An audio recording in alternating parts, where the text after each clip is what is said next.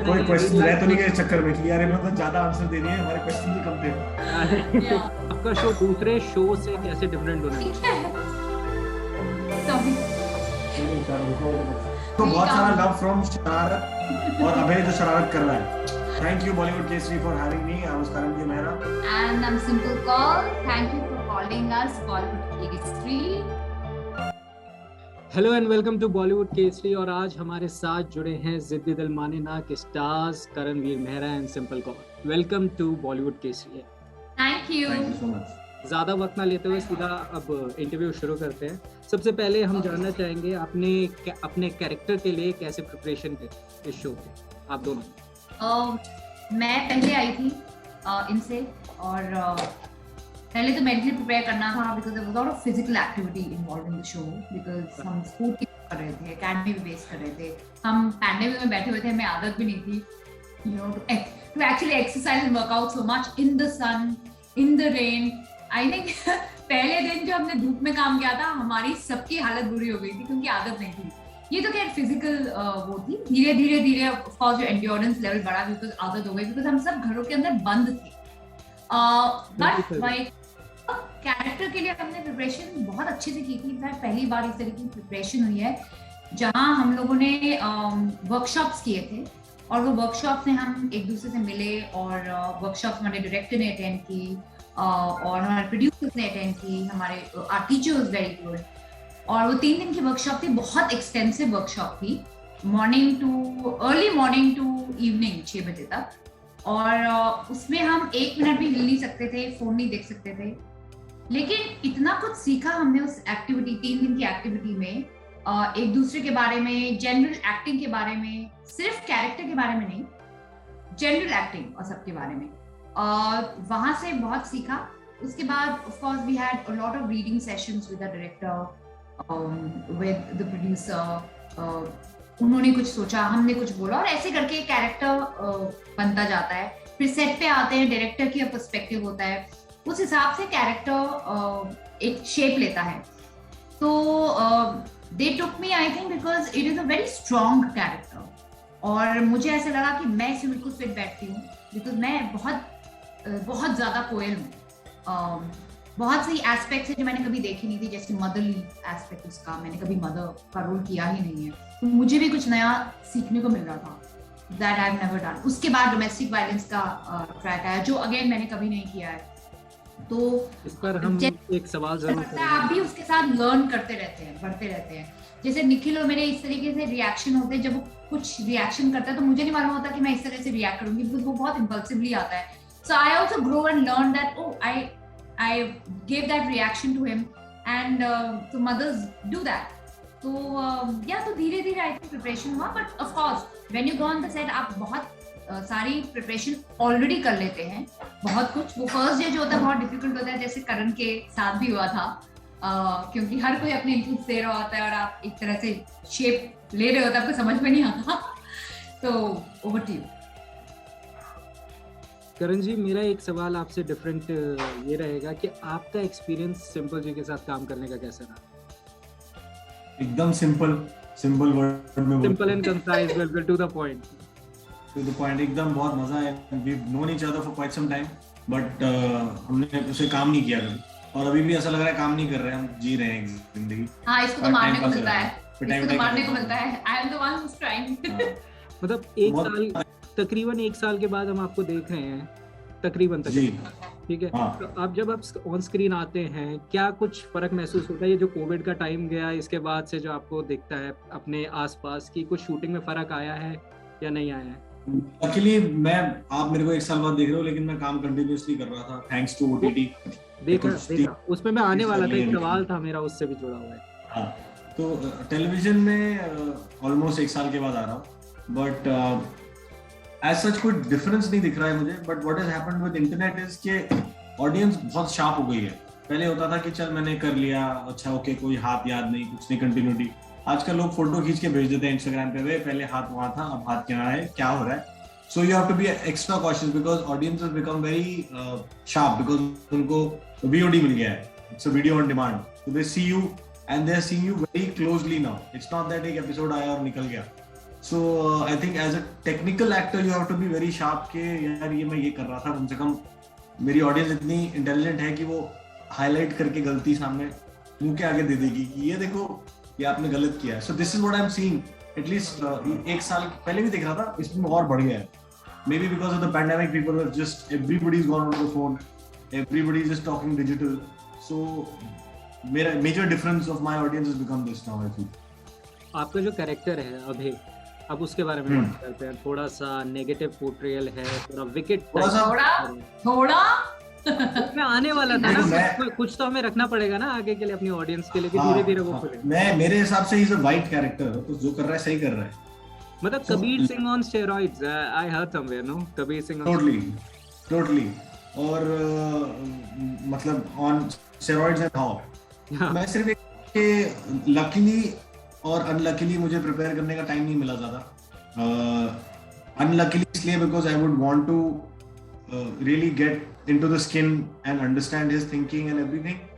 और lucky इसलिए कहूँगा कि because I tend to take characters home, I live with them for some time. तो अच्छा ही हो गया कि क्योंकि मैं जरा सा पगला सा जाता हूँ ऐसे टाइम पे ना, you know, I generally pick up fights, थोड़ा सा ऐसा हो जाता है मेरे साथ. So I'm thankful कि मुझे वो टाइम नहीं मिला. I couldn't go through that, and the makers and the writers and the producers are very clear what are they wanting. So I came as a blank slate और हम साथ में बनाते जा रहे हैं कुछ.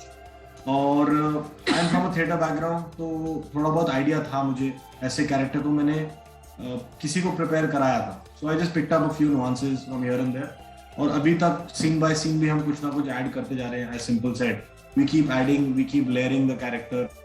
और अब आगे स्टोरी पता लगेगी उसका, you know, the reason that he is an abusive guy, तो उससे और ज्यादा शार्प होने लग जाएंगी चीजें, और ज्यादा मतलब निकलने लग जाएगा कैरेक्टर में.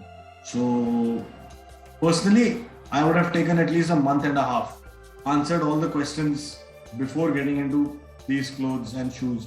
बट क्योंकि टेलीविजन में ज्यादा टाइम नहीं होता है एंड कई बार वो ढूंढ रहे होते हैं ऐसी शक्ल का बंदा मिल जाए बस हम करा लेंगे, तो मैं शक्ल से शायद खड़ूस लगता ही हूँ, तो उन्होंने बोला ये कर लेगा. Way too smart. Absolutely not, absolutely not. But इतना रियल करता है कि सच में ऐसा फील होता है, like I just feel it. और जब मैं सीन्स देखती हूँ तो कभी-कभी कुछ सीन्स में I also get goosebumps, like मुझे रोना आता है कभी-कभी, like the way they shoot it. It is so like gruesome. करण को मैंने ओटीटी प्लेटफॉर्म में परफॉर्म करते हुए देखा है, कुछ उनके कैरेक्टर्स देखे. इनका जो फेशियल वर्क है, फेशियल जो आंखों से ये काम करते हैं अपने फेस से, बहुत ही काबिले तारीफ है, बहुत ही ज्यादा. Thank you. मैं करता तो नहीं वैसे कुछ, आई थिंक ये फील करता है बस, वो एक होता है ना, एक कनेक्शन फील करा देता है कैरेक्टर के साथ. Thank you. आपको लगा ऐसा? नहीं बिल्कुल लगा. हमने दिखाया भी आज, जब सुबह से पता चला है तो हम वहीं पे बैठे हुए थे, बात चल रही थी. क्या तो रहा हूँ, इंटर्न्स बैठे हैं, वो बहुत ज्यादा क्रेजी, मतलब एक काइंड ऑफ कहने ना, शरारत वाली स्टार आ रही है, शरारत वाली स्टार आ रही है. तो इट्स लाइक वो अभी भी वैसे शरारत करने आएंगे, मतलब एक्चुअली यार सेट पे ही होता है. Oh my god, we have seen you on Shararat and we have grown up. Obviously. अब बचपन से देखता आ रहा हूँ. तमन्ना पूरी हो गई. अरे तमन्ना तो हमारी भी पूरी हो गई कि आप हमारे सामने बैठे हैं, पंजाब केसरी, बॉलीवुड केसरी के साथ जुड़े हैं. डोमेस्टिक वायलेंस, अब जब सवाल आता है, एक तीसरा मेरा सवाल आता है, डोमेस्टिक वायलेंस के लिए कोई एक्सक्यूज है कि अगर कोई कह देता है कि डोमेस्टिक वायलेंस करना हमारी एक वजह हो सकती है, ये बंदा इस वजह से करता होगा, इस पे आप दोनों की राय क्या है, जिसके इर्द गिर्द ये both of us against, I mean gender doesn't matter, both of us against it. Each side, domestic violence कभी-कभी औरतों की तरफ से भी होती है, मतलब कि वो obviously yeah, they can also mentally torture man, and there have seen that both ways is bad, but usually मतलब 99% of the times वो women के साथ होती है ज़्यादातर, especially you know in India, and लड़कियां सहती रहती हैं, बोलती नहीं है, या तो समाज की वजह से, या तो पेरेंट की प्रेशर की वजह से कि लोग क्या कहेंगे, अब इसी घर में रहना है, पेरेंट पे प्रेशर बढ़ेगा. बहुत बार वो फाइनेंशियली डिपेंडेंट होती है अपने हस्बैंड पे, तो भी डिसीजन नहीं ले सकती, क्या करेंगे, इनसिक्योरिटी होती है. बहुत बार फाइनेंशियली स्टेबल होते हुए भी, मॉडर्न होते हुए भी, एजुकेटेड होते हुए भी, अपर क्लास के होते हुए भी कुछ नहीं कर पाती हैं. सबकी परिस्थितियां अलग अलग होती हैं, नहीं कर पाते हैं, या बच्चा है नहीं जा सकते हैं, पर वो स्टेप भी नहीं उठाते. और इनफैक्ट बहुत औरतों का तो कॉन्फिडेंस अपने आप ही लूज हो जाता है, they will not be able to, तो वो सहती रहती है मेंटली फिजिकली। मतलब ज्यादातर औरतें ऐसी मैरिजेस से निकल ही नहीं पाती या निकलना नहीं चाहती, हिम्मत नहीं रखती, चाहती तो है हिम्मत नहीं रखती। तो उनको basically they also do not trust themselves. तो the only thing is they have to take that first step to get out of it, to talk about it, सलाह मशवरा करें, लेकिन निकलना जरूरी है। और अपने आप से प्यार करना जरूरी है कि आप सैक्रिफाइस करने के लिए नहीं बने हैं, आप खुशी से जीने के लिए बने हैं। आप बने हैं कि आप एक जिंदगी जिए जिससे आपको हक है उस तरीके की जिंदगी जीने का जिस तरह आप चाहते हैं, जिसमें मार पिटाई ना हो। Yeah, I think both of us definitely condemn abusive marriages and domestic violence. abusive marriage की जब बात की जाती है तो अक्सर देखा जाता है, लड़कियों का कहना होता है, मेरी खुद की एक सिस्टर है, अभी छोटी है, 12th किया है उसने, तो अक्सर हम देखते हैं पेरेंट्स बड़े सपोर्टिव नहीं होते कि बेटा कर लो, संभाल लो, समाज क्या कहेगा, निकट जाएगी, हमने भी तो वक्त निकाल लिया है। और अक्सर देखा गया इसी वजह से कोई बड़ी दुर्घटना हो ही जाती है, कुछ ना कुछ गलत हो ही जाता है। आपको क्या लगता है, टाइम के साथ कुछ चेंज आ रहा है सोसाइटी में या नहीं? बिल्कुल भी नहीं, चल रही हैं चीजें अभी भी आपके हिसाब से? चल रही हैं, ऑफ कोर्स चेंज भी आ रहा है, but people have more access to I think information, they have access to the internet, जहाँ से वो they can reach out to people, so I'm sure changes हो रहे हैं। शायद पहले पता नहीं चलता होगा इतना। हाँ, of course पहले पता नहीं चलता था इतना, and with the pandemic I think ये बढ़ गई हैं चीजें बहुत, so it's not only an Indian issue, it's a world issue। और आपके भी देखो पसीने छूट रहे हैं इसी बात पे, है ना? क्राउड इतना खड़ा है ना पीछे, देख रहे हैं सारे, हमको देख रहे हैं, सुन रहे हैं। हाँ, तो ये है एक ऐसे डराने वाली बात जो आपके क्या कहते हैं, मतलब ऑडियंस के through we can reach out and tell them that stand up for yourself, as Simple also said that take the initiative, अपने लिए पहले जियो, उसके बाद think of the समाज या लोग क्या कहेंगे, आगे बढ़ो, पीछे खींचने के लिए लोग हैं। इनफैक्ट जब हम बात करते हैं किसी से तो people are ready to help, मतलब मैंने तो देखा है कि पीपल आर रेडी। और हम जैसे लोग हैं, मतलब हम अगर आसपास डोमेस्टिक वायलेंस देखें तो we actually go out of the way to actually help people, हम उस तरीके के लोग हैं। अब्यूजिव मैरिजेस के अंदर प्लीज मेरी दरखास्त है सारी औरतों से, मर्दों से भी जो शायद इसको झेल रहे हैं, कि stand up and voice it. I remember those stupid examples, but हम जब टीनेज थे, मतलब I must be 9th class. अच्छा, तब क्या हुआ? डैड मतलब मम्मी थप्पड़ मारती है, डैड थप्पड़ मारते हैं, मुझे मार, डैड को भी साल में 1 या 2 बार गुस्सा आता था। एक बार डैड को गुस्सा, डैड लगाने लगे थप्पड़, मैंने डैड का हाथ पकड़ लिया ऐसे, आज के बाद ना आप थप्पड़ मत मारिए क्योंकि मैं बड़ी हो गई हूँ। After that day my dad never hit me and I know I was not wrong, but I don't know कहां से वो हिम्मत आई। It could be happened my mother also, मम्मी तो नहीं मारती थी, डैड को ही आता था कभी साल में एक बार, हम तंग करते थे। So I think after that day, my dad got so this thing aware. He said, "Okay, I'm not going to hit you." मतलब hit तो नहीं करते थे, but जैसे दिमाग हल्का सा लगा दिया। But तब भी awareness बहुत ज़्यादा थी that I should not take it. No one should slap me. Even my mother should not slap me. So yeah, I did that. So my dad really loves me. नहीं, बहुत ज़्यादा अच्छा लग रहा है ये देख के कि मतलब आपने सिर्फ कैरेक्टर को प्ले नहीं किया, कैरेक्टर जिया है, और आप मतलब एक काइंड ऑफ पर्सन ऐसे निकल रहे हैं जो बिल्कुल इस चीज के अगेंस्ट खड़े होते हैं। मतलब ये सिर्फ आपके लिए एक पेड जॉब नहीं है, ये सिर्फ एक आए एक्टिंग करी।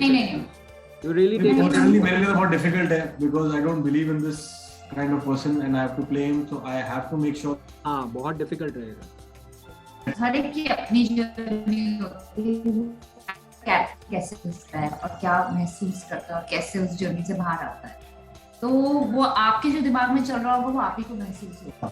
Like I remember one of the interviews Rajkumar Rao said about he was playing this terrorist in Hansal Mehta's some film, और उसी टाइम जब वो शूट कर रहे थे उसी टाइम वो पेरिस का एक बॉम्ब ब्लास्ट हुआ था in Paris cafeteria, yeah, I still remember. Yeah, in the metro, and वो न्यूज़ देखते थे तो उसने मतलब ऑलमोस्ट ताली बजा दी थी कि well done types, and then he really shook himself and said नहीं, I am that person, I'm just a character, I cannot. So he really got excited about the bomb blast and he was इतना घुसा हुआ था उसके अंदर. So mentally as actors we are switching most of the times. तो मेरे लिए भी वैसे ही एक कश्मोकश है because as a person I'm totally not on this line of thought, और जब सेट पे आता हूँ तो मुझे ये करना ही है कि मुझे लड़की चाहिए और मुझे ये वैसी चाहिए जैसे मुझे चाहिए, तो she should toe the line, pull up a socks और व्हाट आई वांट, तो मेरे लिए बहुत मुश्किल रहता है एज अ कैरेक्टर। तो करण, मेरा एक सवाल आपसे रहेगा करण, थिएटर, मूवी, टेलीविजन, एडवर्टाइजमेंट या फिर ओटीटी, क्या बेटर है? वही बात हो गई कि आपका लेफ्ट हाथ, राइट हाथ, एक आंख, वो आंख, सबका अपना अपना एक मजा है। आई गई है, डिप्लोमेसी आई गई है काम। नहीं मतलब मेरे को ऐसा, मैंने स्टार्टिंग से ही कभी भी किसी भी मीडियम को सेग्रीगेट नहीं किया। मुझे अच्छा काम, आज अगर आप स्ट्रीट प्ले दे दोगे कोई, मैं वो भी कर लूंगा अगर मुझे अच्छा लगेगा और मेरे पास टाइम होगा तो। So it's never been, of course the deliverables are different. As an actor, I need to change myself, alter myself accordingly. Like in television, I can't take that much time. I know my producer wants 20 minutes a day, so I cannot say कि नहीं मैं prepare हो रहा हूँ, मैं आ रहा हूँ. So of course, but I don't say कि ये, I don't look down upon any medium, I don't look up on any medium.